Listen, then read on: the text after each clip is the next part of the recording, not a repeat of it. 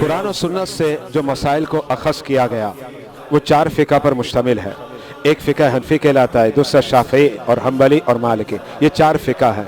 حضرت سیدنا غوث اعظم رضی اللہ تعالی عنہ حنبلی مسلک سے تعلق رکھتے تھے، جس کا مطلب یہ ہوا کہ سرکار بغداد سیدنا غوث اعظم کے جو امام ہیں نا، وہ حضرت سیدنا امام احمد بن حنبل ہے۔ حضرت سیدنا امام احمد بن حنبل ایک مرتبہ آپ جو ہے نہر کے کنارے وضو کر رہے تھے، لیکن وہ نہر جو ہے وہ ڈھلان میں بنی تھی۔ ایک شخص جو ہے پہلے سے ہی نہر کے اوپر کی جانب وہ وضو کر رہا تھا۔ جب اس نے دیکھا کہ حضرت سیدنا امام احمد بن حنبل وضو کر رہے ہیں لیکن وہ نیچے کی جانب ہے اور وہ خود جو وضو کر رہا ہے وہ اوپر کی جانب ہے، تو اس کا خیال آیا کہ یہ کہیں بے ادبی نہ ہو جائے، اور ادب کا تقاضا یہ ہے کہ حضرت سیدنا امام احمد بن حنبل اوپر ہو اور میں نیچے ہوں، تو وہ نیچے کی جانب چلا گیا اور حضرت سیدنا امام احمد بن حنبل اب اوپر ہو گئے اور اس نے مکمل وضو کر لیا۔